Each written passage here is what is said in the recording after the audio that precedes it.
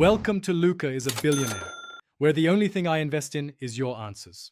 You'll begin by confirming compatibility and gathering files. First, check your Mac model and Mac OS version so Bootcamp supports your hardware.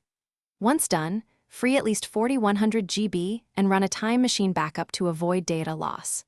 Next, download the correct 64-bit Windows ISO and prepare a USB installer only if your Mac needs it. Newer Macs use the ISO without a USB. Make sure power and internet are stable before launching Bootcamp Assistant. You now execute the core steps. Open Bootcamp Assistant and point to the Windows ISO. The tool creates a Windows partition and writes the installer. During this step, choose partition size deliberately. Keep Mac OS at least 40 GB. Once the Mac restarts into the Windows installer, format the Bootcamp partition as NTFS. Do not touch apps.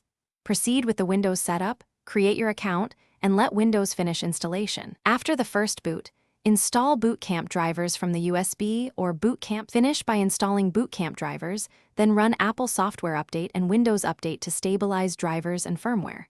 Make sure you know how to switch OS.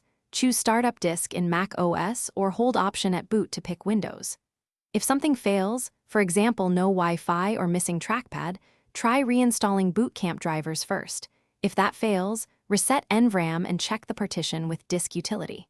If partitioning is corrupted, restore your time machine backup and repeat the process carefully. Thanks for watching and please subscribe. It's the best investment you'll ever make.